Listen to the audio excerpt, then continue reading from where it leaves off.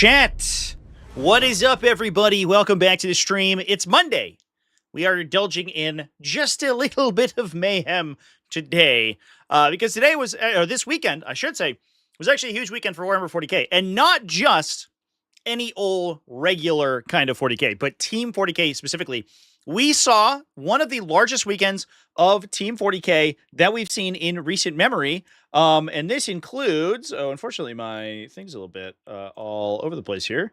Let me see if I can fix that. This includes the I.T.T. Happened this weekend. In addition to, I'll just do this so we can see all the events. The I.T.T. went down this weekend. This also includes the Danmarks Mesterskabern. Danmarks Mesterskabern. Hopefully that's right. Happening in Denmark. Danmark Mesterskabern, probably. Right? Danmark Mesterskabern. I'm gonna go with that. Hopefully that's correct.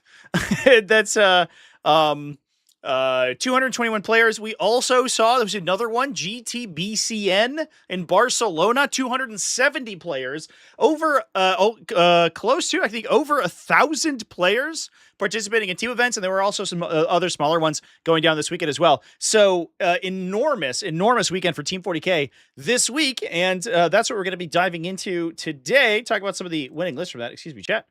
Let me go back and reset my viewer here. So we're back in list mode. And yeah, how's my Danish? Not good.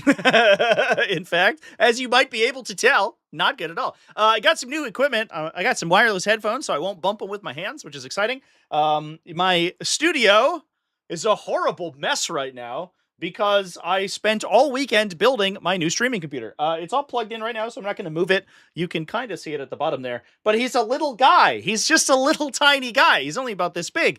But it's like wildly more powerful than the computer I'm streaming on right now. So big thanks to everybody who helped me with the GoFundMe for that. I'm going to be using that on the Standoff GT this weekend. So I'm going to be live Saturday and Sunday with that. We got 5 rounds of 40k. That's 50 players, by the way. 55 players, I think, have on the registration list for that. It looks like I have to finalize the details with the team over there. It looks like I might be at Everwinter the week after, 2 weeks after that. So unfortunately, there's not many things going on in the US the weekend following, because that's Thanksgiving weekend, which is a big travel weekend for seeing family here in the States.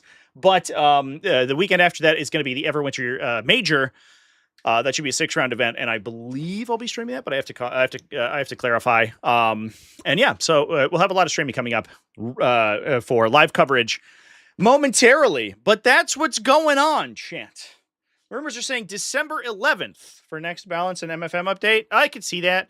We'll see if we get, like, people are hoping for big Grotsmith stuff. I don't know if they've confirmed anything about that. I would be shocked if we had the same level of Christmas releases as we saw last year. If we do, fucking sick. Let's go. I'm so in. But that was crazy. And clearly you could see it kind of overstretched their development like pipeline. I think they were having a little bit of trouble keeping up with the absolute insane volume of stuff. That clearly many of those detachments had never been play tested even once. So we'll see if they do something like that again. People are expecting it. I don't know. But they'll probably do something, which would be cool. There's will be several lumps of coal. Yeah. Well, we've been naughty this year, so you know it makes sense. We've been complaining too much about Space Marines. Anyway. New Necron detachments. Well, yeah, we'll get Ultramar 500 Worlds, right? Which will be cool. So that'll be more Space Marine stuff, more Necron stuff. I'm so excited for new Necron stuff, honestly. The new Space Marine stuff, I could take it or leave it, I guess. It might be, I don't know. It might be time to, like, tackle Space Marine fatigue at this point, because I think I'm experiencing it a little bit, and I wonder how the rest of the community's feeling.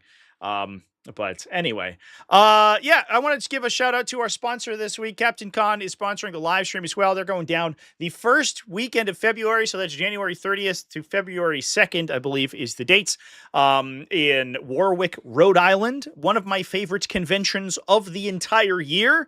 In fact, I've been there every year since the convention started. So huge shout out to them for sponsoring the channel, supporting the live stream that we do here, and huge shout out to them for making an amazing event. Our friends over at Away Games are doing some work with them as well, so they're running a 40k GT. That's going to be, I think it's like 64 player cap, so it's going to be a relatively large GT, bordering on major size. They're also running an Age of Sigmar event, but in addition to that, it's a holistic gaming convention. It has like over 1,000 people there, I think, is what the numbers were last year, and there are dozens of games: War Machine and Hordes, Star Wars Legion, Infinity, Shatterpoint, Marvel Crisis Protocol. All that stuff gets played. So you can participate in events. You can either play the GTs or you can play pickup games. You can play, there's like open play areas. The other cool thing they do is as you participate in events or you play games, you can actually submit them into what's called a captain's log. And that gives you a... Thank you for the Ryan G super chat, donated $5 through Super Chat. What would you want for the new Prime model? A chill army buffer like 9th or something that leads warriors? A chill army buffer. Like 9th. Oh, he, because he used to give, he shot a guy and then he got rerolls against him, right? That was the thing. Or he did something. He did something. I can't, oh, sheep. Okay. Something that leads warriors. I think he's for sure going to leave warriors. What I would love him to do is give advance in charge to warriors, right? Because he needs to, at a bait, he's competing with the Wing Tyranid Prime.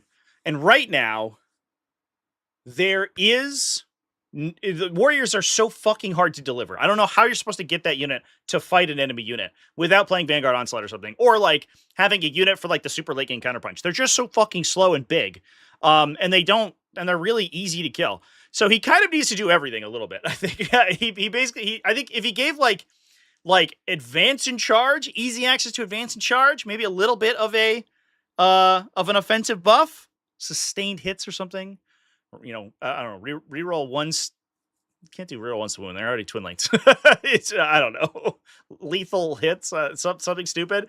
And or maybe a defensive buff. He could be like, I don't know, like while he's leading a unit, -1 damage, this model's unit can advance in charge, right? Something like that. So like you can play him by himself and he's a little beat stick, or you can play him in a unit and it makes him harder to kill. Then suddenly that unit's like actually reasonable, and you can deliver them, unlike just having to fucking, I don't know, like run up the table with this big stupid thing. Just go crazy, give him blown up. I mean, they could do the thing where they dual purpose him, right? I mean, I think that would be really cool. That's what I like to see when they do with characters, where they're like, you could play him by himself, or you could play him in a unit. Like Caven Shrike's a great example, right? In Shadowmark Talon, where he's like, I have lone operative, but I confer my lone operative to the unit, and I have up down, but I confer the up down to the unit. So if I don't join the unit, I'm just like a fighty combi weapon lieutenant. And if I do join the unit, then the whole unit is like this uninteractable brick. And I think like that's really cool. And I want them to do that with more characters. If they did, I don't know if the Tyranids need more lone op characters, unless they're like, he's like fast and hits hard, right? If he's like a little Lucius the Eternal or something, he runs around, but I doubt they're going to do that. I think he's going to be either like a speed improvement or potentially a defensive buff, for the Warriors. Warriors always traditionally had stacking defensive buffs.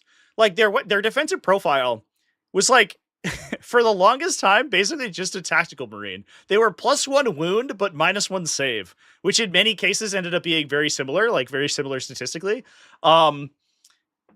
And then you would stick buffs on top of that. So they had like they would like get an Armor of Contempt. You would Synaptic Nexus, field or an invulnerable save. You would give them like you'd strat for -1 damage. You would give them a 5+ field no pain. And suddenly a brick of like 9 warriors was actually super hard to kill, even if their base defensive stats were fucking trash. And they just got rid of that in 10th edition. They were like, you are T5 and get AOC, I guess, on a stick. Okay. Thanks, G-Dub. It's part of the Warriors' identity inside the Tyranid like stable that they've kind of been missing. So I wouldn't be super surprised if we got something like that. 9th edition, you give reroll once to hit to a unit in your command phase. Did he give reroll once to hit or reroll once to wound? I thought it was the Hive Tyrant that gave reroll once to hit. I don't remember. It was stupid. He also had he had something that he did when he shot you, right? Am I insane? I think I might be insane. I can't remember. Anyway. Like Lucius for the dual purpose characters. Yeah, exactly. Yeah. where Lucius can either be lone operative by himself or join a unit of Flawless Blades, and like he doesn't do anything when he joins them, but he like doubles their damage output because he's a fucking house. Wahapedia. I know the Hive Tyrant gave out real ones to hit. I believe he was real ones to wound, which was fine if you could afford him. And he was also a good caddy for like random warlord traits and stuff.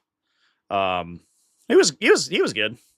And I have that funny short where I think it was RoboShark had a just a Tyranid Prime like stand outside, look out to range for an entire game on an objective and just like not ever get attacked. He just vibed. The 9th edition Tyranid Prime was actually sick.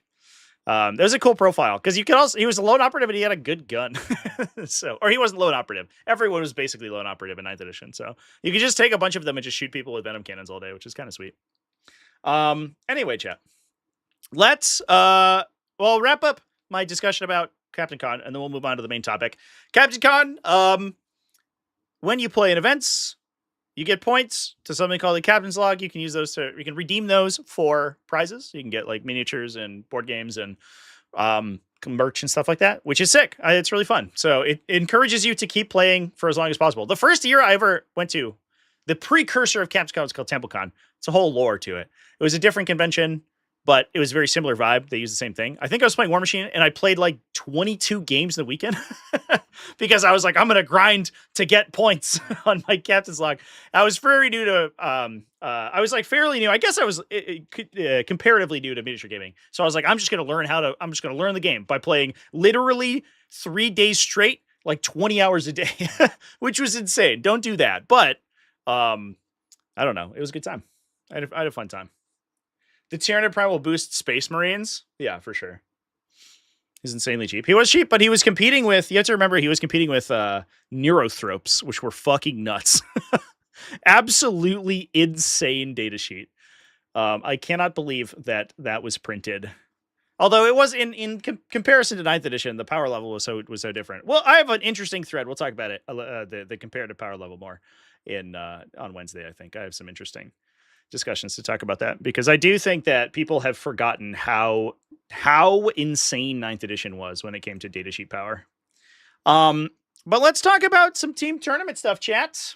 There's been a bunch of people in my comment section who say, hey, how come we never talk about team events? Well, we do on this show. So if you want to talk about team events, we're here. Look at these numbers, chat. 117 teams. This is a 5-player team event.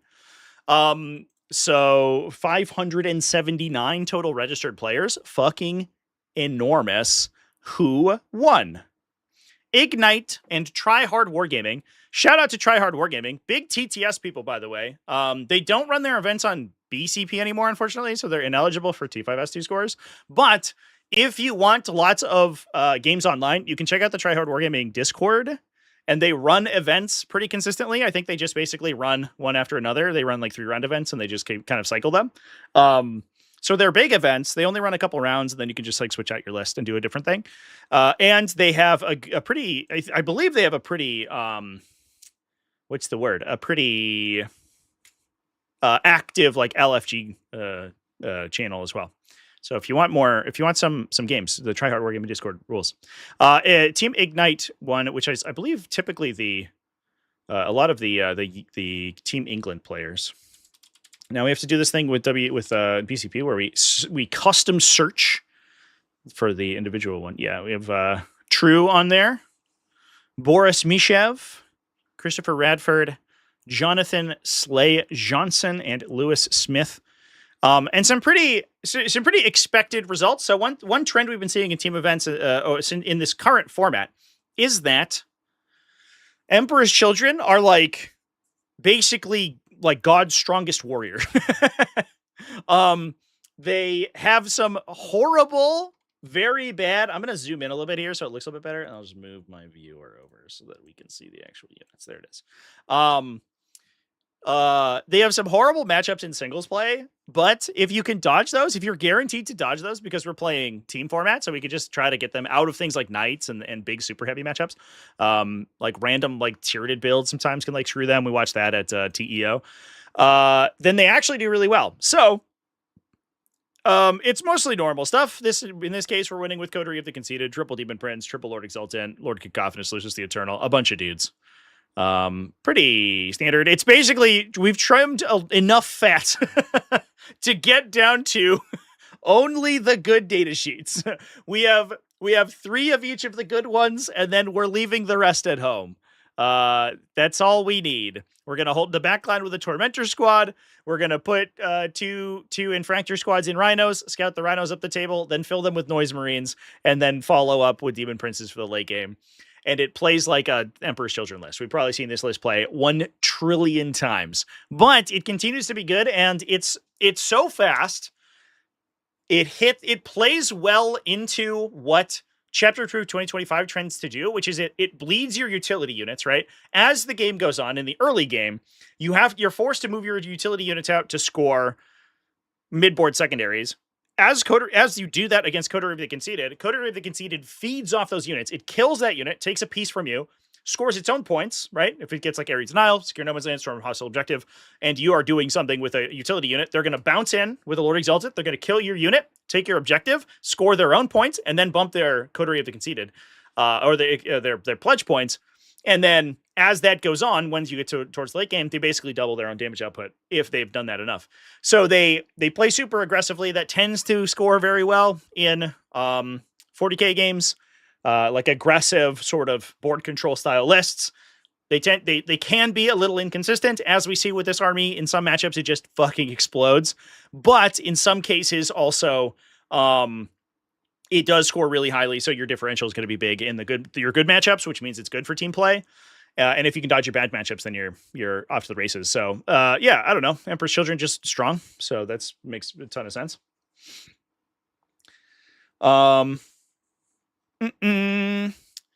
There's some interesting ones in here. Adeptus Sororitas we've been seeing pretty consistently. This is Champions of Faith, which is interesting. I think we've seen a lot of Hallowed Martyrs, but Champions of Faith does something very similar to Coterie. It doesn't play like the same way, but it does play this really weird stat skew where if you don't have the necessary attack profiles, right? There's a lot of armies that are packing anti-tank weapons, for example, or weapons that don't have a lot of dice fixing that can't deal with the Champions of Faith Celestian Sacrosants. Because the Sacrosants are a 4+ invulnerable save, 5+ feel no pain, -1 to be hit and wounded. If they have a -1 to hit strat, they're -1 to be wounded all the time. So if you don't have a solution for that, right? So which is either like high volume, like mass, AP 1 or 2 damage, with dice fixing, right? You need rerolls or you need attack buffs. You need to be able to hit and wound these things pretty consistently. If you don't have specifically that, they will just dominate the mid board against you, and there's not really much you can do. So this is Dominion squads, a bunch of Dominion squads plus Sanctifier, so 1 million scouting units. We're going to put them in Immolators and Rhinos. We're going to scout all those things up the table. We're going to dominate a lot of board presence and then use that to cover the advance of the Sacrosants. So we're basically going to put 2 Meltagun teams plus a Sanctifier team, which is like 5 multi-damage flamers, or between 1 and 2 damage flamers. I think it might be 7, I think, actually, if they use their once per games. I can't remember off the top of my head, but it's a billion flamers. They all have scout, so they all scout up the table, which means you also get a benefit going first, which is always nice and chapter approved. Because then if you're in the unfortunate situation where your opponent is going second and also has a board control advantage on you, the game is so fucking difficult for you to win. But if you have a bunch of forward operators, you can actually make use of going first, which is a nice benefit. So you're able to put all these units in your opponent's deployment zone, force them to deal with that stuff, while also you just sit on all of the objectives with Celestians early, and then you just pass the turn and say go. You score 15s, you get 1 million points. And if you can dodge the matchups where your opponent has the particular defensive profiles to deal with 30 Celestian Sacrosants with all of the stacked defensive buffs, you just win in a lot of cases. There's also I think specifically some matchups where the Celestians' like particular offensive stats are pretty good too. If you're fighting like mass medium infantry, I think like Adeptus Mechanicus is a kind of okay example of this. I don't know what the actual math of that matchup is, but I would hazard to guess that those armies are very good at killing each other, right? Because you do have lots of strength 6 attacks. The hit penalties really screw Adeptus Mechanicus, but they can get around them with hit rerolls. And then Celestian Sacrosants actually house Sicarians like really hard. So those armies are very lethal to each other. So it might be a little bit of of an interesting sort of counterplay. Plus, if you can push the Dominions into Iron Striders early and you can kill some of them, you reduce their power a lot. Although the Iron Striders, once the tanks are involved, the Iron Striders actually don't really do very much because they will basically never kill a Sacrosanct unit. So I don't know. That's kind of interesting.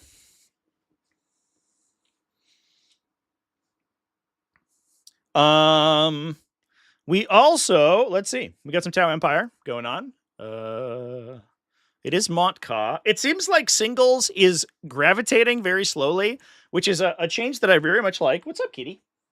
A change that I very much like towards Retaliation Cadre, but I imagine that that's probably going to, you don't necessarily need, Retaliation Cadre like gives you a lot of different tools in your toolbox, and but it forces you to come forward and sort of play on objectives. That's not necessarily a kit that you need for consistent scoring in teams, because teams you can dodge the matchups where you need necessarily to like be super well rounded. So you can be a little bit more specific. And in this case, we're bringing kind of a bit of a normal list. It is a bunch of Enforcer battlesuits with missile pods. So it's a lot of Fire Knife teams, which is interesting. The Mont'ka ability is actually very good for Enforcer battlesuits. You get lethal hits, obviously, right? And then the Fire Knife teams, if you're targeting something at full strength, you get hit rerolls. So you are triggering lots of lethal hits. You're offsetting the low strength characteristic of these guys. And then you can also... hey, you want to come talk about Tau list with me? You can also use the coordinated action strat to get +1 AP on them. So you can be AP2 ignore cover, which is a big breakpoint for them with lethal hits and everything. This is Lilac, by the way. She very rarely comes on stream because she's a wiggly baby. Yeah, I know. But there she is.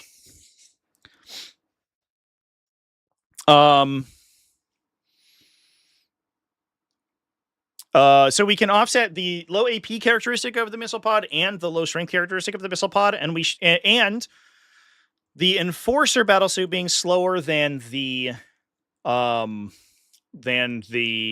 Cold Star is offset a little bit by the fact that you get Assault naturally from the detachment ability.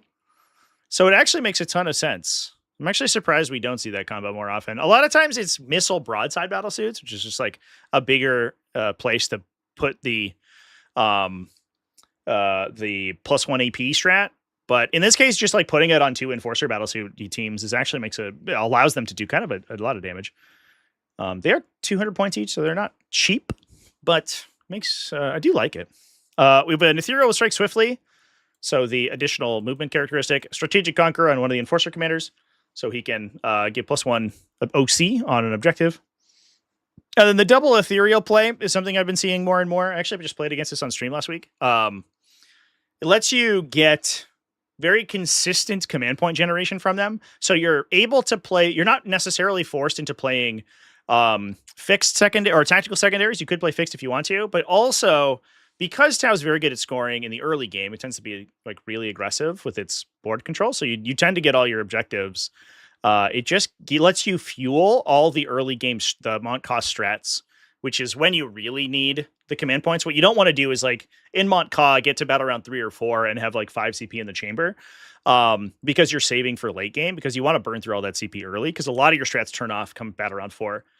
So being able to generate all that command points early just by rolling 2 dice, so you have a 75% chance to generate 1 CP. And 1 Ethereal is only a 50% chance to generate a command point because they do it on a 4+. 2 of them gives you 3 out of 4 opportunity to get at least 1 command point there, which is good. We have a Devilfish, Hammerhead Gunship, Groot Carnivore team, Pathfinder team for the Devilfish, Groot Hounds, a bunch of Pathfinder teams. So yeah, we have Grav Inhibitor on one guy, Recon. So 2 infiltrating teams, and then 1 team is gonna naturally infiltrate, or excuse me, just scout, and then we can strike swiftly the other 2, whether that be pointing at a Devilfish and pushing the Devilfish with the Pathfinder team in it, or just trailing the Pathfinder team back to the Ethereal and then pushing them as well, so we can jail people really easily. Piranha, Riptide Battlesuit ×3 for all the big shooty. Plus Stealth Battlesuits ×2 and a Vespid Stingwing unit. Nice. Very nice. Good stuff. Pretty standard.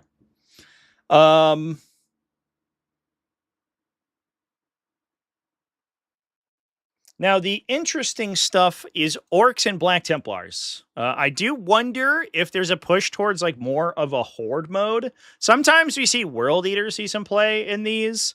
There's the top list, the nice little top list advertisement there, chat. We love to see it. Because there has been, I think, a little bit of a trend towards like horde melee, and I do think that poses some interesting threats in the teams format as well.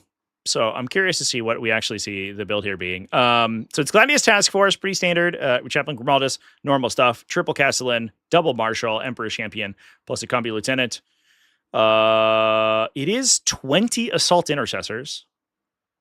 Interesting.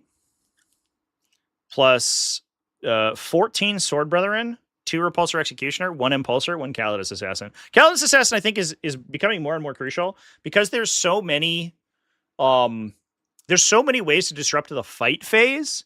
If you've been playing, we're also seeing sort of CP tax effects become more popular, even in the cases where they're harder to source, right? You need enhancements or you need particular characters in order to do that, versus Imperium factions, which just pay 100 points and get a Calidus. Calidus is already good at the best of time, or at the worst of times, just being a utility unit and a lone operative. But in some cases, you can actually just like turn a whole matchup on its head, because you can stop people from heroic intervening. You can stop people from overwatching. You can stop people from reactive moving. You can stop people from combat interrupting. So like, there's basically 4 separate ways, right? Reactive strats, interrupts, the overwatches, and then defensive strats, right? That you can mess up with a melee Alpha Strike, and the Calidus Assassin being able to turn a lot of that off is kind of hugely crucial. So it's double Repulsor Executioner, triple Sword Brethren. It's not quite a horde, but it is a lot of melee units. The interesting thing is this triple Assault Intercessor, right?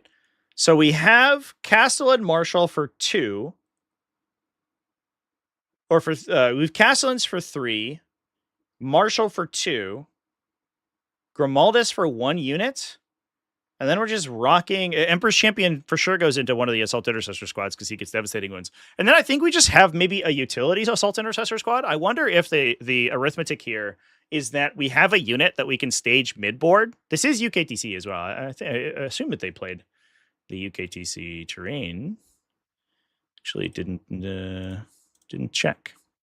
But if you have a unit, you can stage midboard or on one of the side ruins. I'm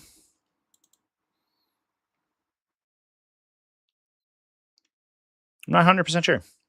But you can use them to flip an objective without having to commit one of the big, more important squads. And sometimes you see this from Jump Pack Assault Intercessors. The downside for Black Templars is that their Jump Pack Assault Intercessors actually tend to be kind of underpowered because they do impact mortals, but they don't get Oath, so they have no hit rerolls, and they don't have +1 to wound, unless you lance them for 1 CP, which is a lot of expenditure on a utility unit.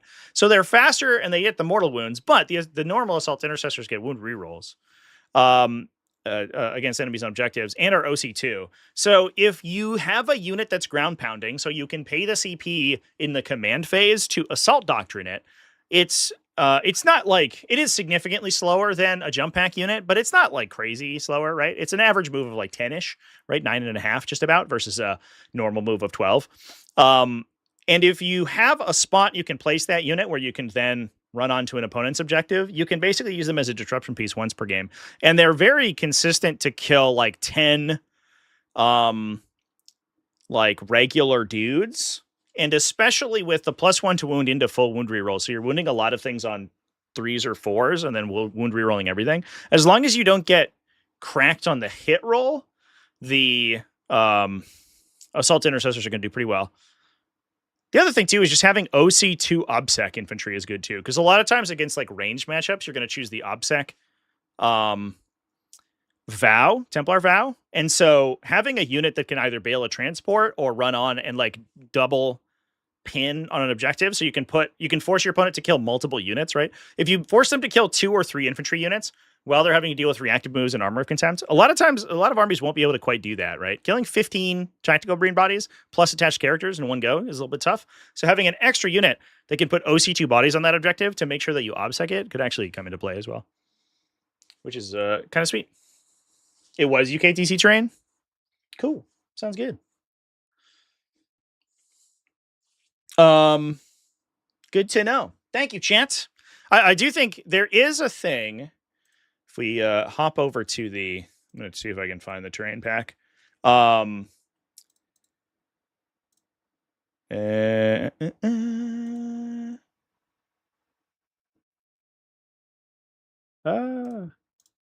Okay. The team terrain and mission pack. I apologize, chat. This is going to be very bright.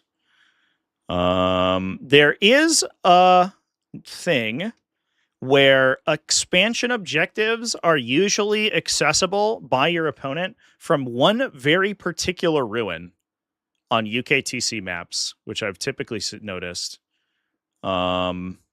which is difficult to hide big stompy units, but it's much easier to hide 5-mans. And I think that could be part of the arithmetic here.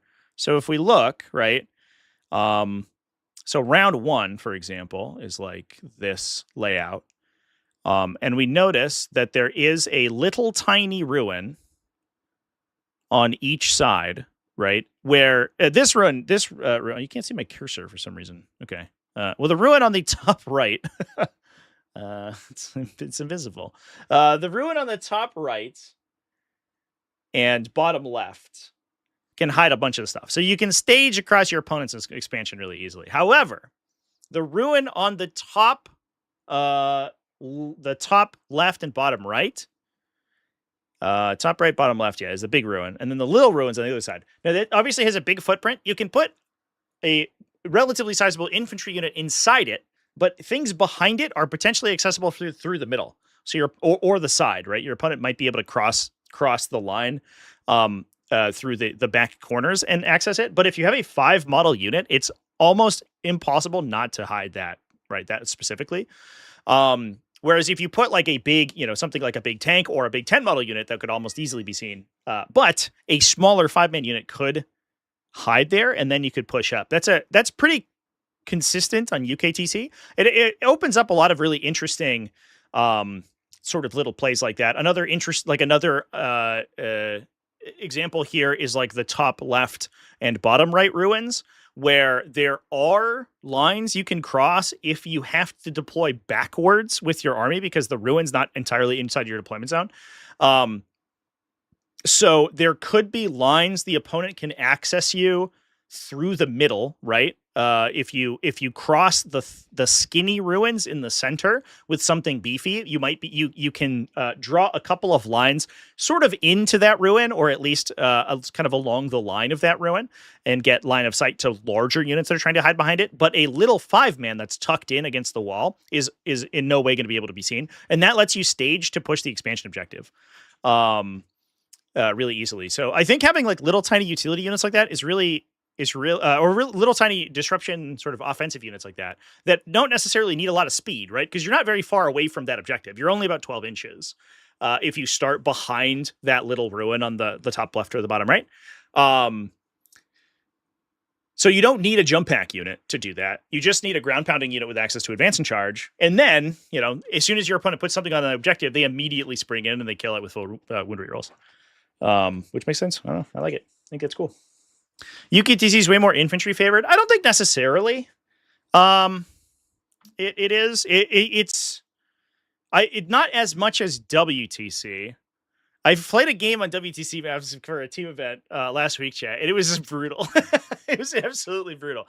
I think it is slightly more infantry favored than chapter approved. The chapter approved maps do tend to have big lions that are good for big tanks and big stuff to maneuver through. Whereas the UKTC does tend to have some tighter lines, but I don't think it's quite as stark as like a WTC map, where WTC is like you play infantry or you die, basically. No, you're not allowed to play a land raider. They'll come to your house. So I don't know. I think that's pretty cool. That's pretty cool and smart.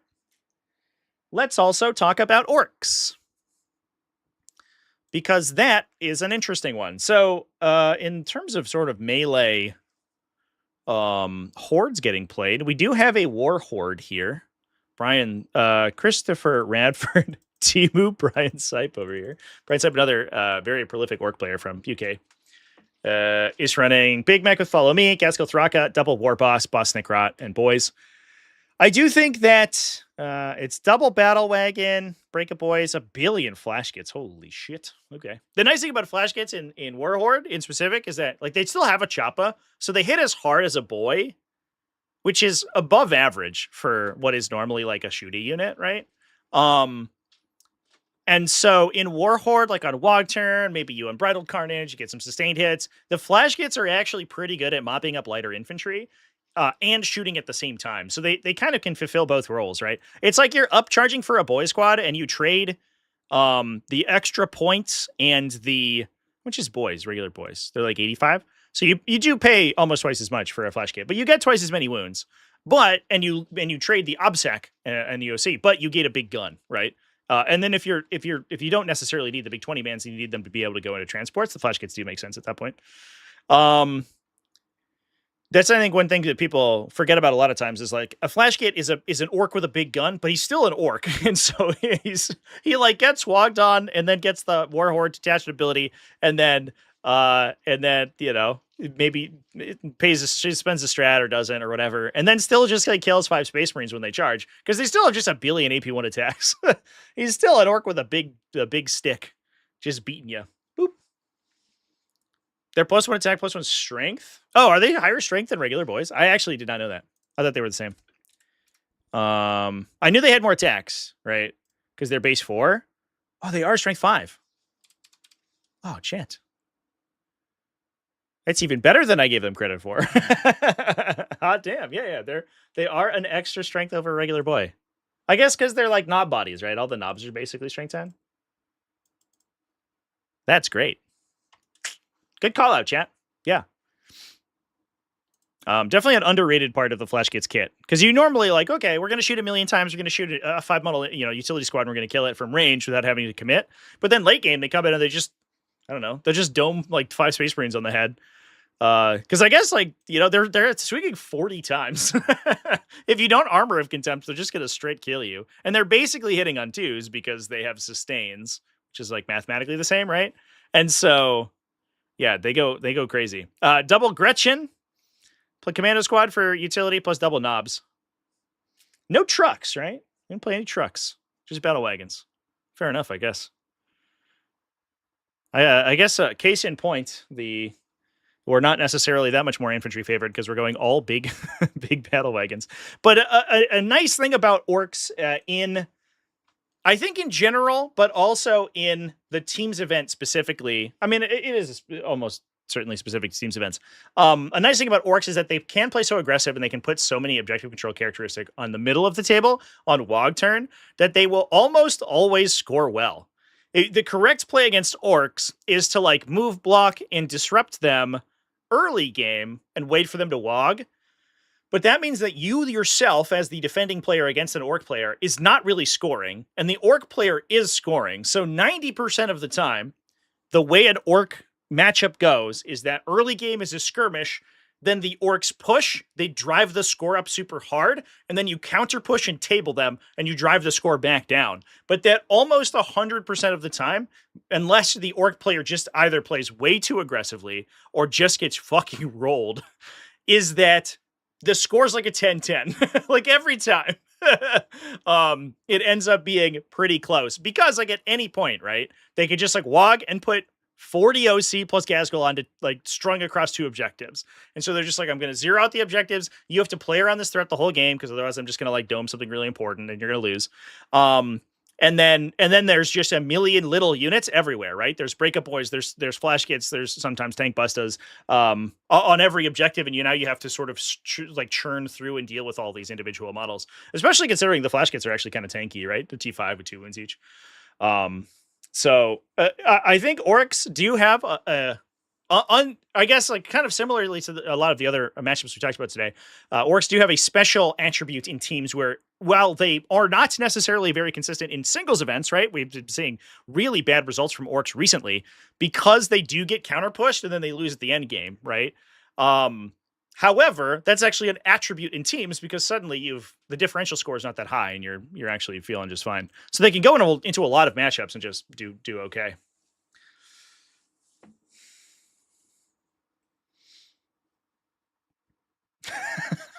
And flash kits have pirate hats. True. I appreciate that you're focused on the important things, chat. That is the most important thing of the flash kits kit. They look fly while hitting you with a stick. So good stuff. So that was the winner of the I.T.T. Now they did play in a grand finals. I guess they played 5 rounds. There was a couple ties early in here, but Tryhard Wargaming did lose to them in a close round at the end here.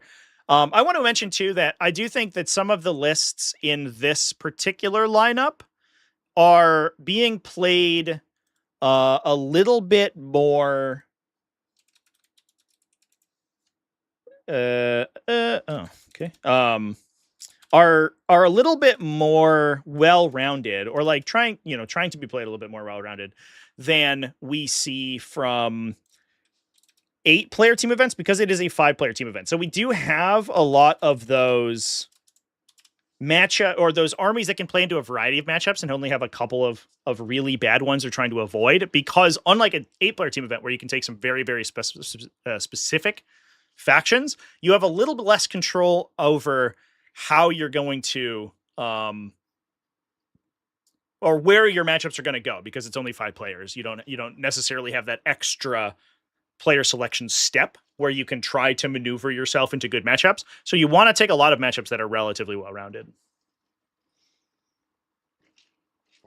So let's move on and talk about Tryhard Wargaming. So we got our friend Josie Cartwright over here. Left her world eaters at home, I guess, to play Adepta Sororitas. Is it Champions of Faith? No, it's Hallowed Martyrs. Let's go. So I think Hallowed Martyrs does a very... Okay. I was about to say, I think it does a very different thing than we see from Champions of Faith, but this is basically the same list. We are playing all of the characters, though. But Hallowed Martyrs does do a really good thing. It's just so... it has the Sanctifiers, so we have the big scout unit. It's only 1 Immolator with 1 Dominion squad, so it's not quite as like early game focused as the Champions of Faith list, but it is largely doing the same stuff. We're gonna scout a bunch of stuff. We're gonna fight you. We're gonna run the Celestians in. They're not as fast and they're not quite as tanky in Hallowed Martyrs, but they do get bonuses once you start killing them, so they actually hit a little harder. And then once you start doing like real damage, they get full rerolls on you, and that gets kind of spooky. They're also, we do have 1 Hospitaller and then a Palatine. I actually wonder if the Palatine almost certainly goes with the domain or with the Sacrosancts, right?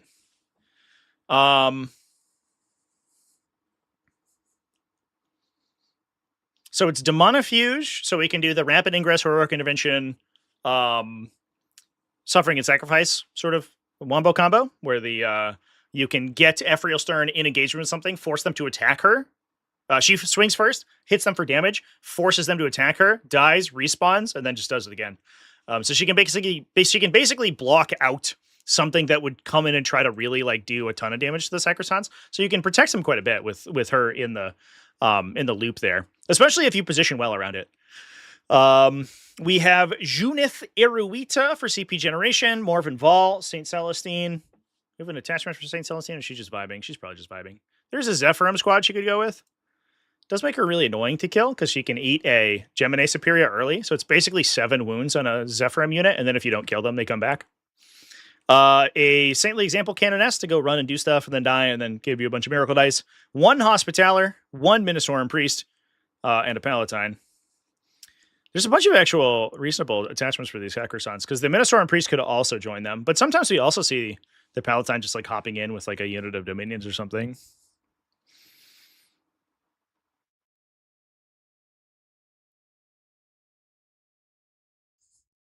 I don't know. Does the Hospitaller dual attach with Palatines? Oh no, they only dual attach in Battle Sisters, right? Yeah. It's the weirdest rule that catches me every time. Look at all these cool combos we could do in Adeptus Sororitas. Nope, only Battle Sister squads. Just kidding. Just kidding. I didn't mean that. Yeah, I think we're just going to Dominion the backline. And then we almost certainly put a Palatine inside a Sacrosant squad. The benefit there is that once the Sacrosants are difficult to one tap, they're going to die slowly. And then once they get down low, the Palatine gets in with the rerolls from Righteous Vengeance. So once you're below half strength, you get full hit and wound rerolls. In addition to +1 to hit and wound. And then the Palatine with her additional mortal wounds and the extra attacks she gets through Suffering Strength hits like a fucking truck. An absolute truck. And then if she dies and comes back below starting strength, she can also come back and hit really super hard too. So they're probably a delivery system for her. If I had to hazard a guess. Importantly, one of the Sacrosant squads has halberds. So the Palatine's probably in there because she gives lethals to the halberd Sacrosant unit. Yeah. So I think she's hanging out here if I had to guess. And then we have the Hospitaller just to swing in with the other ones. They, unlike the Champions of Faith, though, they don't have natural access to lethal or sustain, whereas you have that as a strat in Champions of Faith. So you do have to get it through characters and stuff. Or war gear options. Yeah. And then I guess there's a priest. I don't know if the priest goes anywhere. He might just be a little guy to run out and do actions. I don't. Does the Ministorum priests, do they have like a lot of attachment options in Adeptus Sororitas? I actually have no idea. We haven't seen more Ministorum priests. There was one in the video we talked about this morning in Best Armies in 40k. Somebody's playing Saintly Example on their priest instead of the Canoness, which I thought was interesting.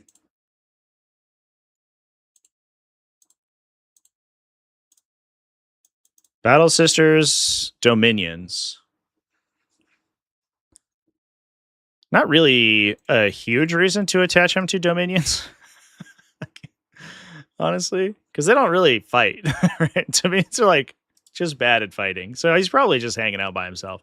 I guess he could attach, well, I don't know. Priest with the Sanctifiers? Oh, can he attach the Sanctifiers? No. Did they have a special attachment clause?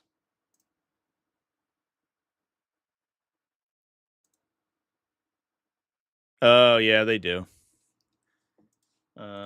Yeah, that's actually probably the case. That does let you like, because he then gains Scout because they have a like a Scout transference ability. They gain Sustained 1. They gain +1 to wound in melee, and their melee attacks aren't bad. Yeah, you're probably right. He might go with the Sanctifiers and just rock out as a little guy. Being able to like feed your opponent characters in this detachment's pretty good too, because if they can't kill them in the shooting phase, which a lot of times is a little bit tough, they have to do it in the fight phase, and then you respawn, and he's just a utility unit. You pay a CP to get an extra utility unit, basically. Plus, you gain additional miracle dice for them too. So it makes the Sanctifiers like more of a scary threat, like if you go first on like Battle Round 2 almost, for example, right? Because you can scout them into a aggressive position, and then you can stage, and then you can actually run out and go get work done, rather than just like running out and fighting. He has another flamer though, right? Because he has the heavy flamer attached to his eviscerator. Yeah, the Vindicator. So that actually does like compound the number of flamers you have. Because the Sanctifiers themselves have let's pull up their datasheet actually, because we've talked a lot about them. but they have a weird data sheet. Got to find ourselves a Sororitas faction pack. Here we go. Give me that data sheet. So the unit itself, it's like so long. It's not zooming. What the fuck? Oh, I see. I got a new keyboard, by the way, and I'm still learning it. It has like a weird key on the a row of keys on the left side that are not like the tab, caps, shift, and control keys, and I don't know if I like it because I keep hitting them instead, thinking that I'm hitting the control key. So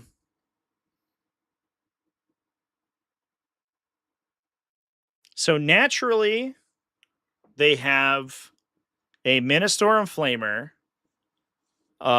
Plus everyone's equipped with a hand flamer. So, or excuse me, every regular sanctifier is equipped with a hand flamer.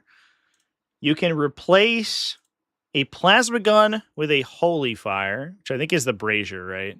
One shot, ignore cover torrent, strength 6 HP, 1/2 damage. So you have one regular flamer, missionary. You have one 2 damage flamer missionary. And then you have 4 hand flamers, right? Strength 4 hand flamers. So you have 4 D6 strength 4 shots, 1 D6 strength 5, 1 D6 strength 6. I think that's correct. And then if you attach the priest, you get another D6 strength 5. So you're shooting 7 D6 auto hits. That's pretty good. And then if you get stuck in melee, you get sustained 1 and +1 to wound. Although the melee's like, it's okay. It's not crazy. To do that, you have to switch your plasma gun, though, and I do think that they maybe kind of want to die. Although they have a lot of 2+ blow up and skill melee attacks, so I guess it's not that big of a deal. What a weird unit. Absolutely bizarre unit. Oh, they get 2 holy fires? Oh, yeah. The caster has a holy fire. Yeah, you're right. They have 2 holy fires. So it's 7d6 plus the priest would make it 8. You're shooting like 23 times. Whoop.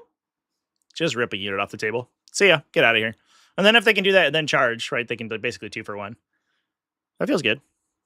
Plus the priest hits pretty hard, right? Once it gets sustained hits, and it does its like finest hour for extra attacks, goes kind of crazy. Pretty neat. They do regen models. That's also true. Although I think 90% of the time they just explode, right? Because your opponent immediately kills them after they commit. But one thing you can do sometimes is like threaten really weird overwatches with them too. If for whatever reason you don't have an instance to burn the holy fires, then you're threatening the 2 damage flamers at the same time. And sometimes you can even scout them into a position to like top 1 overwatch stuff that's coming into you, which can make things really weird for your opponent.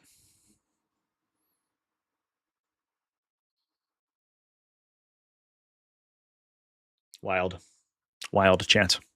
It's a mess of a data sheet. Yeah, it's I remember when it came out and it was like, I think I and so many other people were just like, I don't even know what's going on here. What is even happening right now? This is crazy.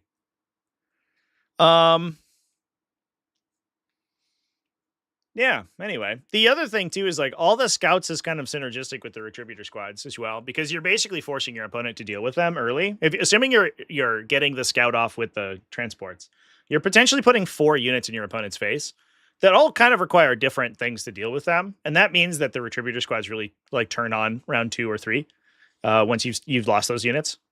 Because then they're going to get their +1 to hit and wound and rerolls and stuff, which is cool. Interestingly built list. I don't know if I've seen many Sacrosanct-focused Hallowed Martyrs lists.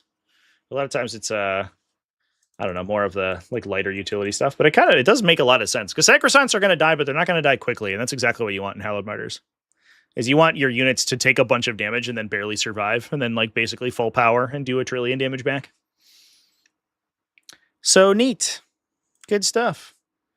We'll hop on over to There's some Eldari in this one. I'm actually surprised that, and I guess it makes sense a little bit, but Tryhard didn't play Eldar, whereas, or excuse me, Tryhard played Eldar. Manichima played Eldar.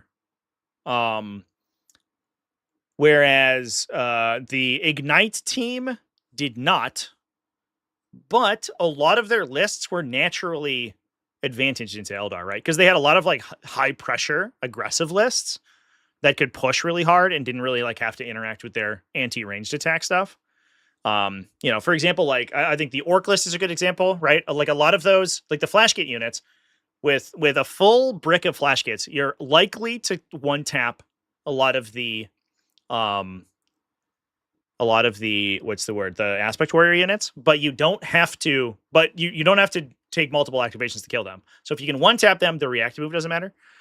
And then you're big enough that it requires a big investment to actually kill you, right? They don't have characters, so like Jane Dar doesn't go crazy. They're T5, so the warp spiders don't kill them easily. So they're resilient against a lot of the Eldar profiles, but they're very good into Eldar, and the whole army is aggressive melee, which is what you need to beat Eldar. So they basically had, that plus like the Emperor's Children list, plus like, I guess like to a lesser extent, maybe the Sororitas list. I'm not sure how that goes in the Eldar matchup. I imagine it's not that easy, but you can always like threaten like weird overwatches on their Wave Serpent with Morphin Ball, I guess, which is kind of fun.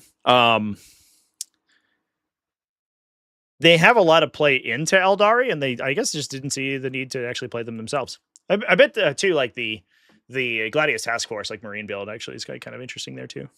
You get really, really horrifying overwatches from the Repulsor Executioners because they full reroll, and they have so many attacks. And then, so they can only know Overwatch in so many places before you get one of them, and then you peel half of an Aspect Warrior squad, and suddenly they underswing, and you kill them in response, which is kind of neat.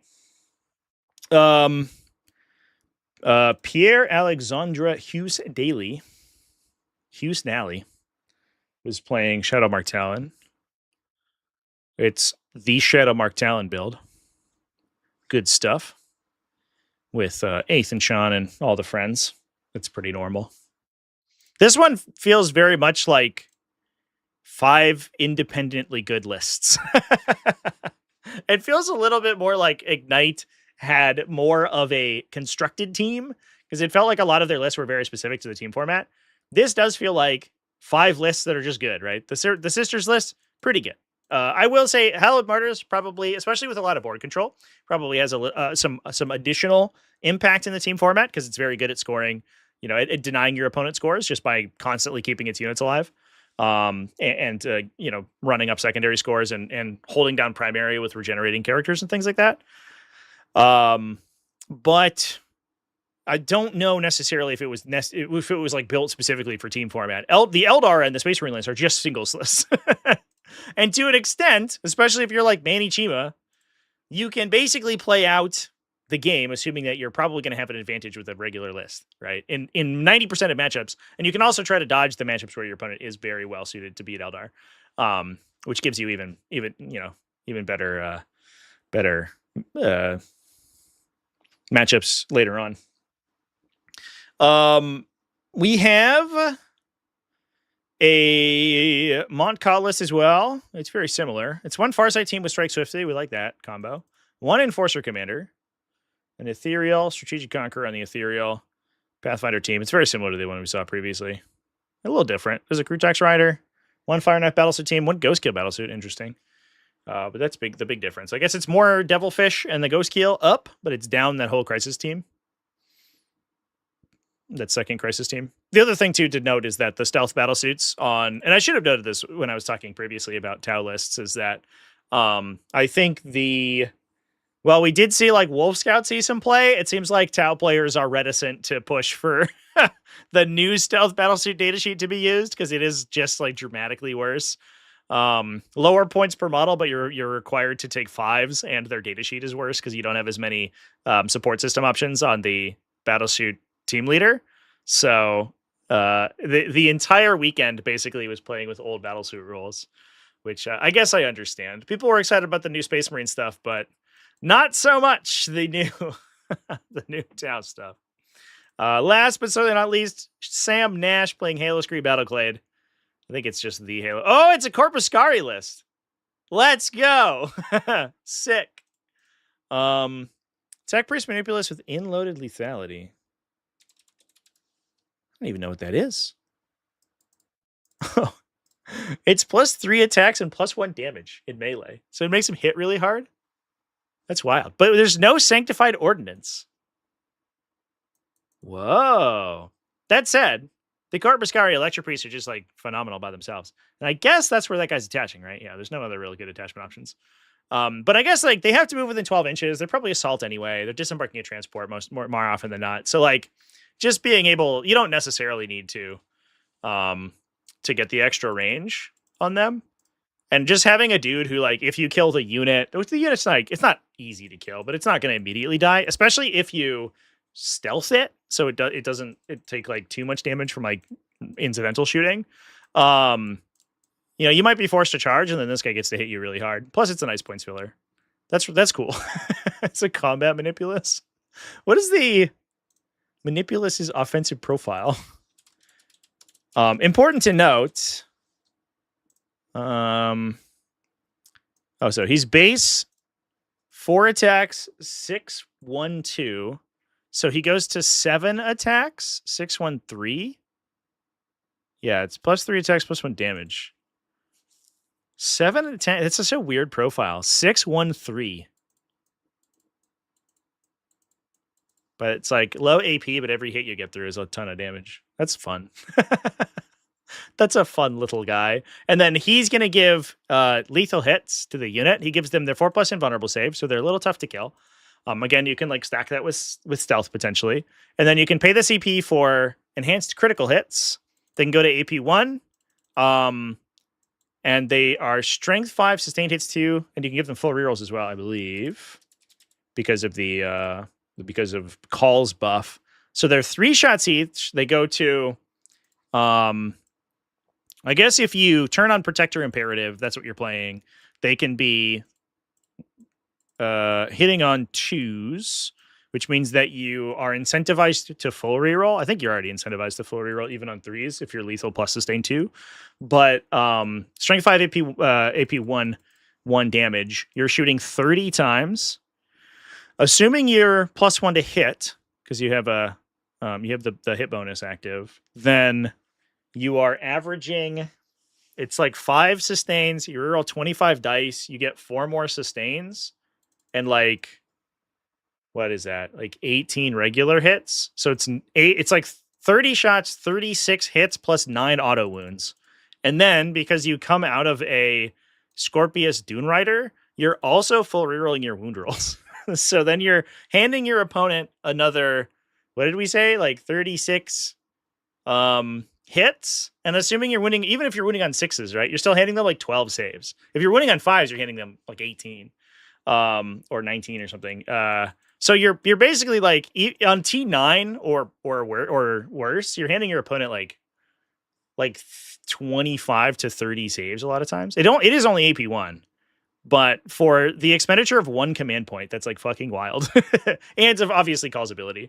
In Halo Scree, I think like the tough part is that for 130 and a unit that's like not super fast, right? It's only move 6. You can give it assault if you burn the +1 to hit. However, you are only you're only range 12. So you're basically competing directly with like Sicarian units, which don't really need all that setup, right? Like a Rust Stalker unit is just 20 more points and does like similar damage, but they just charge you and they're just super fast. So like their actual, it is, I think, maybe easier to deliver Corpuscari because you don't have to charge with them and you don't need a staging point because they can just hide inside a transport. But the tough part is with that unit that you're directly competing with a lot of the Sicarian profiles who are just like so hyper efficient. But if we see a change in the future where Sicarians get nerfed, which I would have to imagine is coming, right? I think we're going to see these guys go up a point or 2 per model. We can't. These lists are wild. Just like, I don't know, here's 50 Sicarians, your go. if we have a universe where, you know, these guys go up a point or two per model, I think this unit might come back into vogue because the potential damage into profiles that are susceptible to it is like fucking wild. It's crazy for a 130 point unit, maybe a character, which is super sweet. You love to see it, chat. Super excited we get that little combo in there. Otherwise, there's 2 ranger units, pretty standard stuff. Tyranxi Skystalkers, Infiltrators ×5 plus 2 × 10, 1 Ruststalker unit, Cerberus Raiders for more forward operation, Iron Strider Ballistari to shoot people, 3 Scorpius Disintegrators, 1 Scorpius Dune Rider. Pretty normal stuff. But that's the I.T.T. chat. Those are the winning list from that one. Important corpos are great against low save stuff. Yeah, I mean, even like you're gonna overload saves into like a lot of 3-up saves, but like as soon as you hit like a 2-up, you're like, oh, well, this sucks. There's no like strip cover outlet in the faction, right? There's ignore cover if you're on Skitarii specifically, right? But nothing like removes cover. That would be the combo. That would be the hyper combo. Although that's always really awkward when you come to 12-inch range guns, especially if it comes on a ranged attack, because then you suddenly shoot yourself out of range. It's really weird. Yeah. Well, it is what it is. I mean, even that, right? Like, let's say you're shooting at like 10 Space Marines, right? It's like the Vanguard veteran unit, and you're winning on 3s, and you're lethal hitting, and you like auto hit 9 of them, and you hit like 36, and then your 3s rerolling, so you're like, you drop like 4. You're hitting them like 50 saves. We're like, what, 40, like 42 saves? I guess that is 30%. I guess it is only 14 wounds, but you still kill 7 Space Marines, right, on average. Assuming they're all in cover or AOC'd. But that's against T4 enemies. And I don't know necessarily if AdMech is really struggling to kill T4 Space Marine bodies. But I don't know. What do I know, chat? You could get it from allying immolators. Oh, I guess so. That feels bad, though. An immolator's like the cost of 10 Sicarians. And then you also have to take a BSS2. A non AdMech battle line, like sort of quote unquote battle line equivalent unit. I don't know if anybody wants to pay the points for that. All right. Let's move on and talk about another one. Let's go and talk about the Barcelona GT. This was 5 rounds. It was 6 players, which is a format they like in Spain. It kind of like bisects the what's the word? The 8 versus 5 player team format, right? It's kind of like you get some of the benefits of both. It was won by Red Ribbon Kraken. Here we are. So some old favorites here. World Eaters are back. Emperor's Children are back. I imagine it's like kind of normal stuff, unless it's a weird Peerless Blazeman unit that's going to blow our mind. No, it's like normal. Regular army. World Eaters might be a Horde. Berserker Warband Horde. Oh, it's a bunch of 8-bound. So we've gotten rid of, and I guess if this is WTC, which I imagine it is, WTT terrain, the like forge trains for shooting are kind of not that necessary. But you can stage 8-bound fucking everywhere. So your capacity to like extend on all the objectives with 8-bound units is like basically unlimited. So you might as well just play a million 8-bound everywhere, right? Because you have walls everywhere, constantly, ruins everywhere that you can hide in. And then bounce out and attack people. So we have a Demon Prince with Helm Brazen Ire for the free strats, Karn the Betrayer, Invocatus, plus a Slaughterbound, plus another Slaughterbound. I think Invocatus, does he join to Exalted and then give them Deep Strike? He does. Neat. That's fun. Or he can Deep Strike himself, which is not like quite as useful. But being able to rapid ingress in like Exalted 8-bound weird places is kind of nice. Plus, he also gets the benefit of the +1 damage they have. So he has a million 2 damage attacks. And getting +1 damage on those is pretty sweet. He has 11 2 damage, or 11 up to 12 2 damage attacks with Berserker Warband bonus. And then putting those to 3 damage attacks actually makes him hit kind of hard.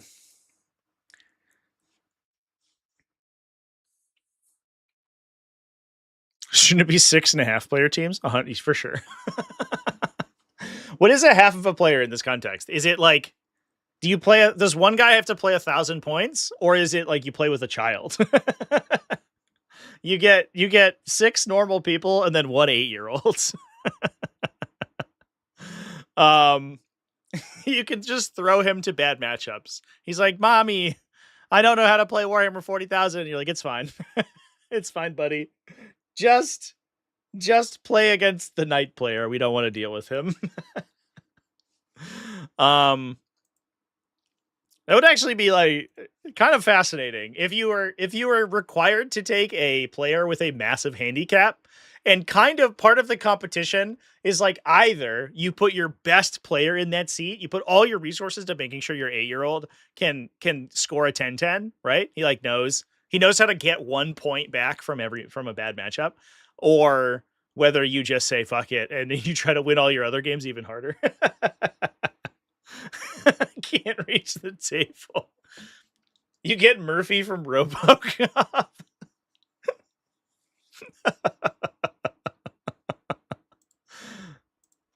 Does he do you get a player who like realizes their inhumanity halfway through and then like blows their own head up or whatever? Like rips all their cyborg parts off? That would be a pretty big handicap for sure. All right. Let's talk about the other lists. Space Marines. Okay, it's Shadow Mark Talon. It's normal ass Shadow Mark Talon. This is 3 Vanguard veteran squads. Okay. I mean, clearly it's like all infantry all the time, right? Oh, I'm gonna sneeze in a second. Maybe not. Yeah. Excuse me, chat. Okay. All right. All infantry all the time forever. So we have double jump pack captains plus Cave and Shrike. Jesus Christ. What did we cut? The 3-man Centurion and I think the Inceptors, like the classic like John Lennon list has like double 3-man Inceptors or whatever. But this one has 30 Vanguard veterans. All of them have Inferno pistols. We have left every single storm shield at home. I don't know if I like 100% Inferno pistols, but I understand it. So like the goal here is that basically every turn we can rapid ingress a Vanguard veteran squad. That's just what this army's going to do. Turn 1, you're going to Hunter's Instinct rapid ingress for free. Then you're going to hop Cave and Strike. Turn 2, ingress Cave and Strike. Turn 3, ingress the 3rd unit, right? And so it's like a jail list, basically, where you just constantly send Vanguard veterans into your opponent's army and hope that you can win before they kill them all. Which is kind of horrible. Bucket of Steel Cable donated $6 Canadian and 99 cents. Bucket of Steel Cable, thank you for the Bernie Sanders meme. I'm once again asking you to review a list I intend to take to an I.T.T. when you have time. Yeah, absolutely. Yeah, you send me the list on Discord. And I'll take a peek after we finish talking about this team. Thank you again for the super chat. Give you a little heart symbol. Murphy was left for Jeb by GW after playing Tyranids. we had another conversation about Tyranids in the Patreon Discord. There's an interesting thing that we have learned, or I have learned, which I did not know before, chat. This might become a video. I'm not 100% sure. I don't know if I want to do a video because it's going to be like a negative video where I'm angry. But it turns out that, did you know this, chat? All the new Space Wolf units, or most of the new Space Wolf units from the new codex don't have grenades. And you know why? It's because they didn't put the little grenade pouch on their belt. However, I was like, that's stupid. They also didn't do that for like Blade Guard Veteran, right? No. The Blade Guard Veteran kit has, I think, 2 on like random pieces. There's 2 little grenade pouches. And the Primaris Sword Brethren kit, which has the grenade keyword, has 1. There's 1 tiny grenade bit on the model. And I was like, that's so fucking stupid. So like this whole sub-faction lost access to grenades on all their unique units because they just didn't put the little pouch on. The pouches they decided to give them were not grenade pouches, so they can't have the keyword. I was like, this game is a farce. Absolutely wild. It's pretty crazy. Where do grenades come from for the Lord of Contagion? Does he have them on his model? That might be a situation where, like, because they changed models halfway through, it might be that, like, the old one had it. Also, I think that you can maybe... Oh, he's just holding one, chat. What do you mean? It's this fucking thing. Right? That's just like a big gross plague bomb. I assume that seems pretty straightforward. But also, I think it's like, it's acceptable. It kind of makes sense in Death Guard, because, like, you could just vomit on somebody, right? It's basically a grenade. You just, like, pick up one of these braziers you haven't thrown at somebody. It's essentially a grenade. You could justify it on Death Guard pretty easily. He is having a good time, man. He's just happy to be here. A reason custodians and sisters assign lesser grenades. Yeah, that's been the rationale the entire edition. If you want to know whether something has one of, like, the core stratagem keywords, like smoke or grenades, you have to physically look in the kit and see if that bit exists in the kit. Like, if you don't have the little smoke launcher bit, you won't have smoke. Which is, so many people are like, oh, I'm going to smoke my impulsor. No, bro, you don't have smoke. They didn't put a smoke launcher bit in the kit.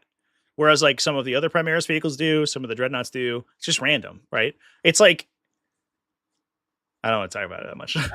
We're tactical tangenting here. But it's basically like, it's kind of like True Line of Sight, where how the sculptor determined, like, they are going to represent the miniature has dramatically changed its balance in game. And I super don't like that. I don't like it. Oh, Necrons are too advanced. Indeed. So are Tyranids. Despite the fact that every Tyranid has literal smoke stacks on its miniature, it doesn't have smoke. Wild. Anyway, Chance. Let's talk about... So, anyway, this is Shadowmark Talon with a bunch of infantry. This must have been played on WTC maps, right? Can we see the... No. We can't see. The Spanish events, I can never find the... I think they have a website where all their stuff goes. But I can never find their actual... I lost my place. Packet on their BCP. But, I mean, that's incredibly good in tight formats where you can't wall screen. You're just, like, constantly just throwing. Basically, you're just like, you have 50 or 30 OC worth of jump pack intercessors running at you because they get OC2 from Cave and Shrike. They're going to disrupt your objectives, and then all that time, you just oath something, rapid ingress next to it, shoot it with Inferno pistols, charge it, and try to kill it. And if you can do that 3 times, in addition to bouncing your Centurion Devastator squad around, you probably killed your opponent by the end of the game.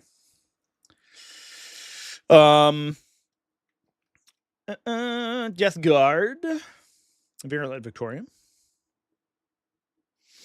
a Biologus Putrefier, plus a Demon Prince of Durgal with Revolting Regeneration, so he has a nice Feel No Pain. Lord of Contagion with Demon Weapon, Lord of Contagion again. Plaguecaster plus Tallyman. Just one Plaguecaster with 10 Plague Marines. No. Oh, we do have a Putrefier, just kidding. So it is the one big spooky Plague Marine brick in a Rhino. Double Deathstar Terminators, triple Bloat Drones, Mephitic Blight Hauler ×2, Poxwalkers ×2. It looks like we've cut the Virulent Lord for the Bloat Drone rerolls. But it's not the biggest deal if the goal is to mostly kill people with melee attacks. It's pretty normal stuff.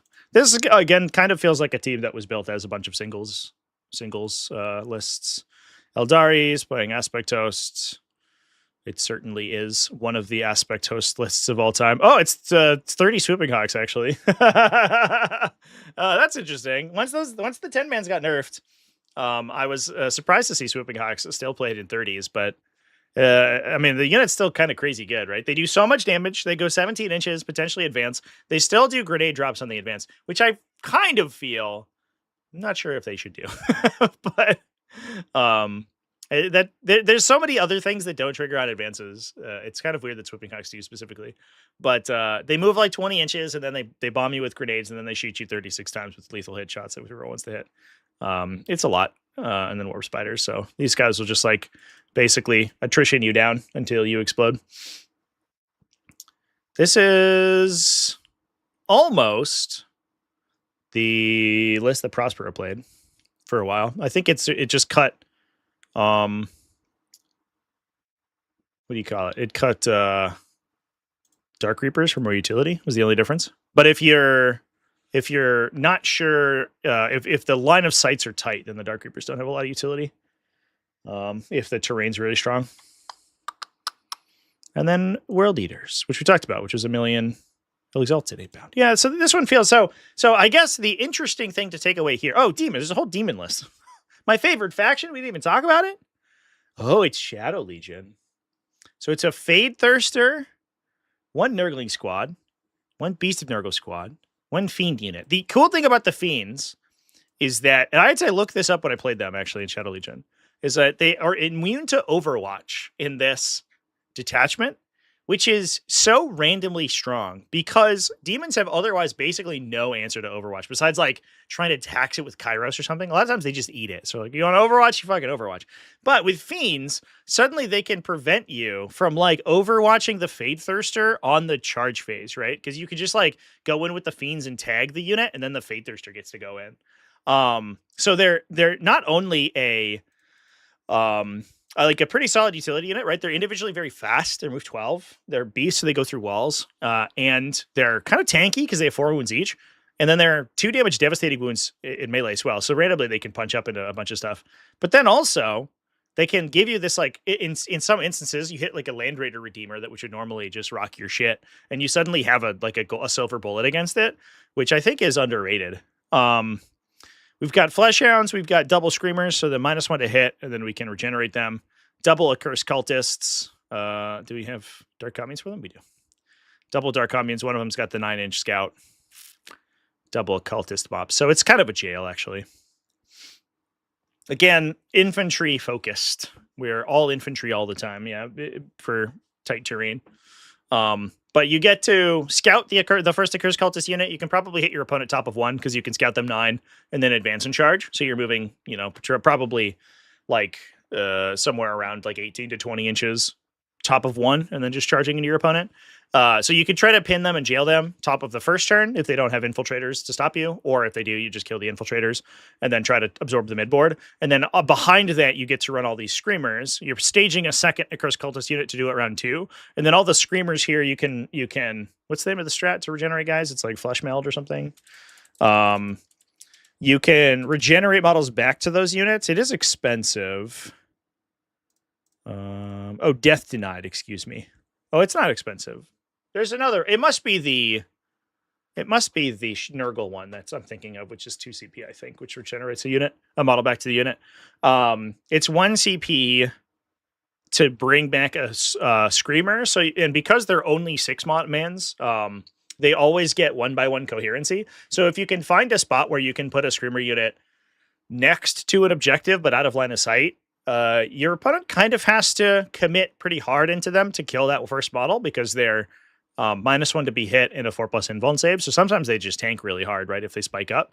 But otherwise, you get activated on 1 time, you lose that 1 model, you pay a CP back, and you just regenerate him back onto the point. Because you're never going to need multi-model coherency with the unit because they're too small, so it doesn't matter. So it's a lot of regenerating models that you can always like kind of play around the objective control, especially in a tight board, and then a bunch of utility stuff in the back line. Yeah. And then you're actually anything that doesn't get done by the Screamers or the Accursed Cultists, you hopefully the Fade Thirster just goes in and blows things up. The downside is that I've basically never seen this guy not fail on his first charge and then immediately die, but such is the price of aligning with Bellicor, the Dark Master. So sometimes he is fickle and he sends his own Bloodthirster to death. What a silly goober. So that's a funny one. Neat. All right.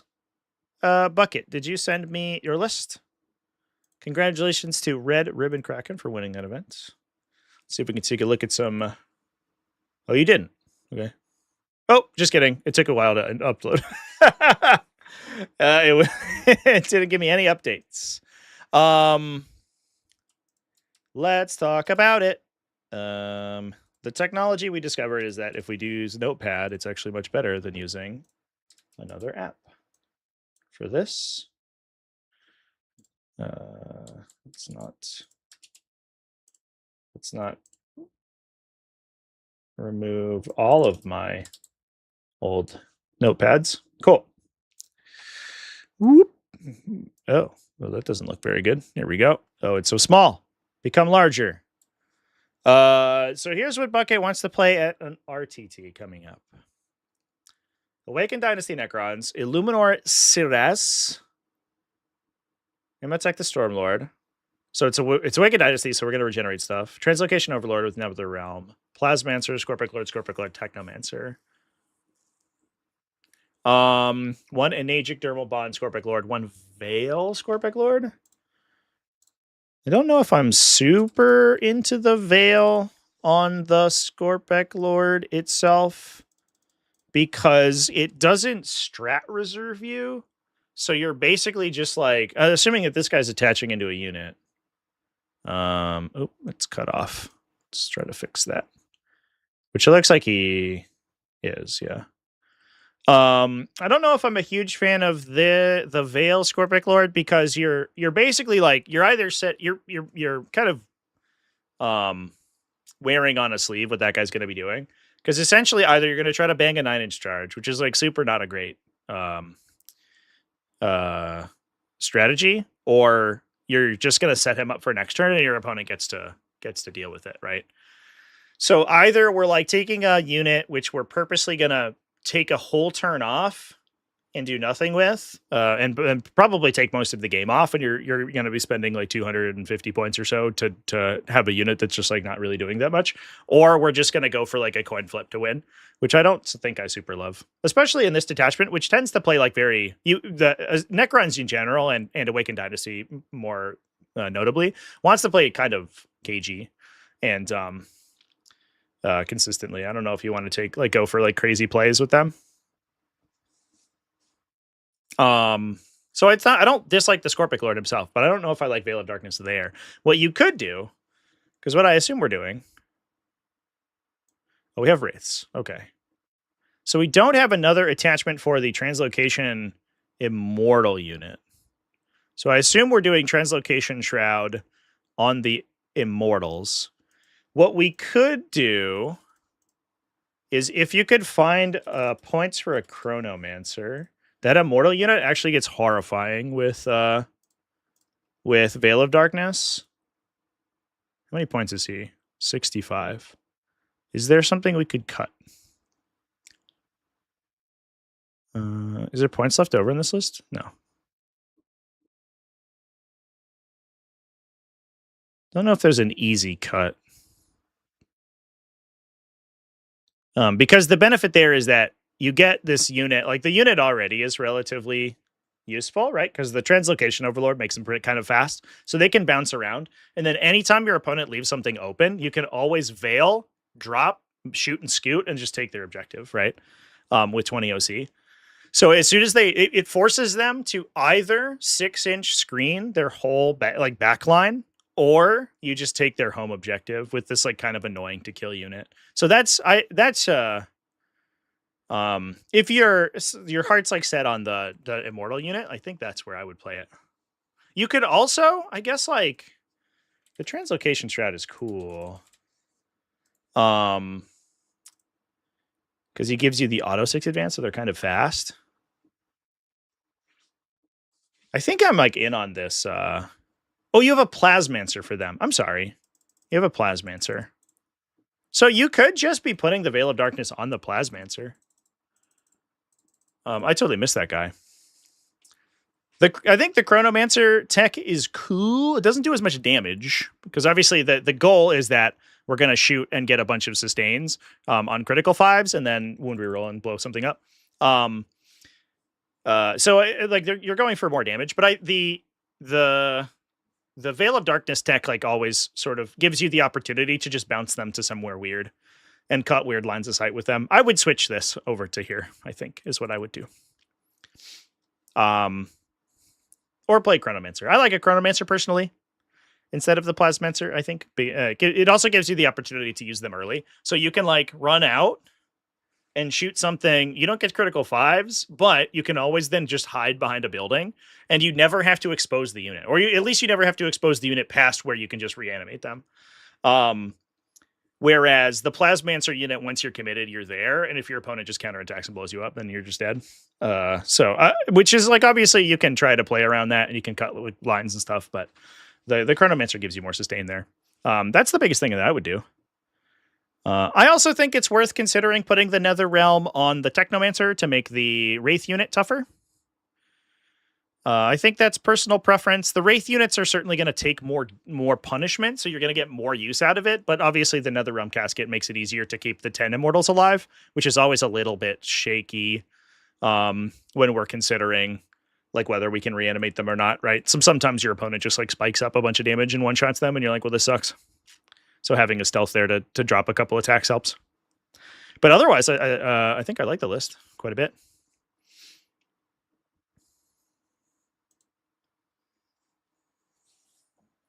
Bail on the Scorpic Lord is just because you had 20 points left over. Didn't feel like putting on the race. Oh, okay. Yeah, I mean, if it's not part of your game plan, I 100% would be putting it on the shooting unit, right? Because an up down is always going to get an up down that doesn't allow rapid ingress, right? Because if you can rapid ingress with it, you could just like have that unit go do something and then pop up into your opponent's turn, and then you just hold them until there's like a good opportunity, right? But because it's the old school rapid ingress, it's the release or the like index version up down where you have to come in the next turn. It restricts the utility a lot. So I would always put it on a ranged unit rather than a melee unit, because you're at least always gonna get to utilize the unit the turn they come back in. Whereas there's a very significant chance that the Scorpic Lord comes back in and just flubs his charge and like hangs out for a while. If you're playing Awaken, you might as well run the 20 Warriors. Yeah, I mean, we could just say... I think the spirit of the list is that we're playing like this cool Immortal brick, right? We could just say, oh, you should play the list with like a million Wraiths and Doomsday Arcs and stuff, but like that's not very interesting. I think we're gonna work around the stuff that's in the list to begin with, rather than just say rewrite everything from the ground up. I don't think that's like super useful advice, right? It's like, oh, there was an Awakened Dynasty list that won a GT in my last video. Play that. You can just watch the video to do that. But that's my opinion. Let me know what you think. And if you feel like playing the 20 Warriors, then do that. If you have the whole 20 Warrior brick with Orc and the Diviner and stuff, they're very good. I'm just saying. But it does require you to like rip the guts out of the list and rebuild it, which obviously we don't really want to do. I think otherwise it's good. You have a lot of utility. That's great. Ophidians are up downs. That's great. The Scorpic Destroyers are really annoying. You don't even necessarily need the unit on the Dermal Bond guy, because he's just like super frustrating to kill anyway. But killing him through a unit is like even more annoying. So that's good. And then obviously you have Illuminor Seraz who's gonna supercharge the Immortals and get some work done. So yeah, I think the bones are good. There's a bunch of good units in there. I like it. I like it, chat. Thanks for the super chat. Thanks for sharing the list. Do we have anything else we want to talk about, chat? I think we might wrap up momentarily here. How are people feeling? Any other factions or team events? There were more team events. We talked about 2 out of the 3. There was obviously one in Denmark that went down.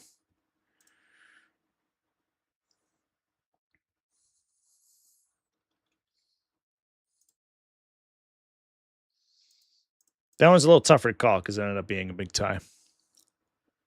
Can we talk about how awesome Drukhari are? Ryan G donated $2 through Super Chat. Can we talk about how awesome Drukhari are? We can talk about how awesome Spectacle of Spite is, particularly. There was a... thank you for the Super Chat, by the way. There was a list. I have it in my notes. There was another list that we didn't talk about in Best Armies in 40K. God, this wiggly camera, chat. I gotta mount this on the wall. This wiggly camera's killing me. At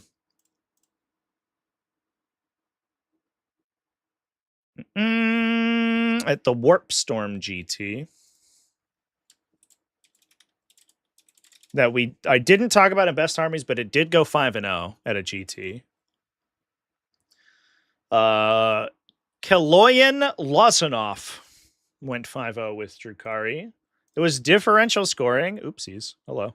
There you come back here. It was differential scoring, but he killed it anyway, like whatever. And I think Drukhari are probably very strong in differential scoring because they're very disruptive on scoring, right? So they're gonna, in addition to scoring themselves, they're also gonna reduce your score just by throwing shit at you. I think it's so funny too. Like, shout out again to Steve Trimble from WCW by like basically solo transforming the metagame surrounding this faction, right? In one weekend. I mean, the dude has probably put like 100 reps in on his list and was like keeping it kind of under wraps so he could do well at WCW. But like basically, he came out of the woodwork and was like, "Hey guys, you know that the entire narrative around this faction was that Reaper's Wager is the only way to play? Fuck that." And instantaneously, we start like literally that was 1 week ago. And now immediately Drukhari are one of the winningest factions of the weekend with specifically this style of list. It was like, it's pretty cool. It doesn't happen very often where like one person basically gets to be like, everyone else has it wrong and I'm correct. And they are actually right. And that's sweet. That's sweet and cool and chill.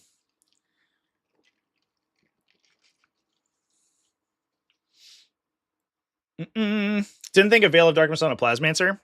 Yeah, so it's good on the Plasmancer to get lines of sight, right?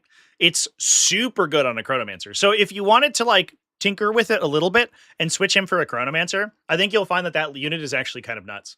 Because you're just constantly, anything they send to the middle, you just get to send out, you get to blast them and then hide. And even if you can't hide the full unit because of where lines of sight are, you're going to eat one shot. You have another round cascade. It's fine. And then you're going to regenerate those models back in. And then anytime they don't leave their objective screen, you just uppy and then you drop, kill what's on the objective and take it from them. It's like it immediately changes how your opponent plays their entire backline.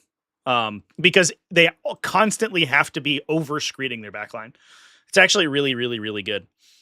And it also slightly defeats like infiltrators and stuff because they have to actually put like Space Marine infiltrators on objectives to prevent you from taking them. Because they basically only screen 7 instead of screening 12 because you can drop 12 inches away and then walk 5 forward. So instead of doing the thing where they like obsec an objective and then cover it with infiltrators, they actually have to physically put the infiltrator, not necessarily on the objective, but like right next to it. So it restricts where they can screen there too. It does a ton. It's actually crazy. But obviously he's 10 points more. It would require some tinkering to do.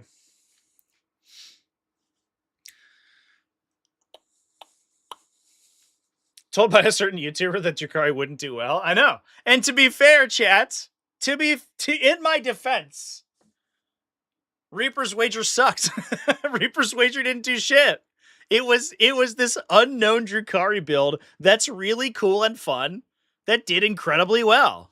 In hindsight, it makes total sense, but it was not a detachment that I looked at super hard because like on paper, Reaper's Wager seems much better. But I mean, mea culpa, this came out of the woodwork and I was like, sick. That's really cool. Rebuilding Wish Cult in 10th edition, finding out it's decent is cool. I know. We're also finding out it's decent. This is new technology. You're watching it live. So Lady Malice, Lilith Hesperax, Succubus with the Curse. That's the +1 damage. And then a Succubus with Chrono Shard. So once per game, fight first. Cabalite Warrior, Triple Witches, Mandrakes, Scourges ×3. 1 Haywire, double Dark Lance, Hellions ×10, Hellions ×5, x2, Reavers ×3, x3. Hot damn. 1 Chronos, 1 Raider, double Venom. So we're running a 10 model Witch Squad. At least one, right? Because it's only 2 Venoms. It could also be that if we split the cabs, we're going to be playing 2 10 model Witch Squads. Although to be fair, I do think the 10 model Witch Squads actually have some big things they can do. You can do weird combat tricks. One thing that happened for a while was like we started to notice when Emperor's Children was still a little undercosted. We started to notice people migrate towards 10 model Infractor squads because you could do weird shit with your Lord Exultant, right? You can use the 10 model unit. You can use the character There was another undefeated Eldari list from this weekend. I talked about it in my video this morning with a 10 model Howling Banshee squad. And it's crazy in Eldari because they, on a stick from their army ability, have access to a 6-inch pylon consolidate. And the weird shit you can do with a 10 model unit plus a character is crazy because the unit acts like a big, like a big rope that you tie the character to, and then you fling them at people. So you can do crazy things where you like declare a charge, use like 6 of the 10 to wrap the unit you charged so nothing can base, and then the character's movement is almost entirely unrestricted, right? So then they can orbit really far around, and then hit another unit. So let's say you charge like 5 Space Marine scouts or something, like 6 or 7 witches will most likely kill them. Then Lilith gets into a second unit, pops her once per game, and kills them too. And you 2-for-1 yourself. Which I think is probably, and especially with the ability to advance and charge, like these ladies get really far up in there, so you get a lot of control over where your models can go. And especially with like smaller bases where you can sort of like pin in every, like you have a lot of control over exactly where they're going because you're not necessarily running up into opposing engagement ranges as often. There's a lot of really weird stuff you can do with the 10 models. Plus, then you're like you're a big unit, and then you can more easily use the end of movement phase reactive charge as well. So I bet we're getting a lot of use out of the 10 model witch squads. That's like another little piece of technology that's kind of like coming back into the forefront, I think, with these like cheap Eldar units. Which is kind of cool because as big 10 model plus character bricks have like fallen out of favor because they're easy to kill. Like we've kind of forgotten how to do all that stuff, but it's like, it's really good when you see it done. I was literally just going through my standoff coverage from last year because I was looking for screenshots for the new, the one this year. And, there was a crazy play with a 10 model pure strange Genestealer unit that C. Pamprine did in his like semifinals game where he slingshot his Patriarch like halfway across the board and just fucking aced his opponent's like front line out. It was sick. And that's the kind of cool shit you could do with these big units.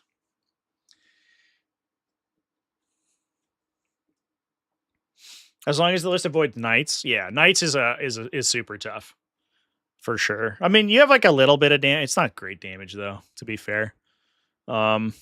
Sometimes like some of the lists are running like 6 Reavers, so you like double up on Heat Lances with the bonuses. If you can get like Ballistic Skill 2 Heat Lances, they get some work done, but it's really inconsistent because your opponent can just spike out an invuln save and you're like shit. But yeah, for sure. Almost anything infantry based, like generally speaking, right? Like the Hellions, even just 5-mans, will basically just like trade 1-for-1 with opposing utility squad stuff. So any non like super high toughness, like T10 plus or 2+ save units are just going to get blown out by Hellions. Their output's so high. And then obviously you have like mass anti-infantry on the characters, right? Lilith's like anti-infantry. She's anti-infantry 2 with 1 billion attacks. The Succubi are all anti-infantry 3 with 1 million attacks too. So there you go. If you want me to review a list, where do I send it? You can send it to me in Discord. Yeah, and if you super chat me $5, then I'll look at it.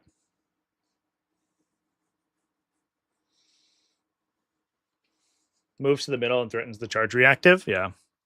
That's the crazy thing too about this army is that like I think when you look at it, you're like, okay, the charge reactive move, I bet I can play around that because like they'll charge, they'll engage, and then I'll like counterattack. But you consider it and you're like, well, if I'm trying to stay outside of the reactive charge, and all they do is just like stand in the center of the battlefield.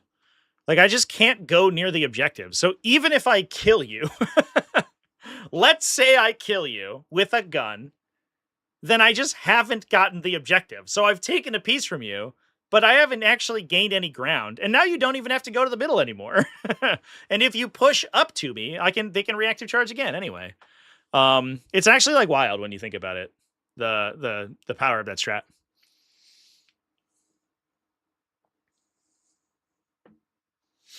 Do witches have grenades? Probably. You know how we can find out, chat? If we look at their model and they have little grenades on them.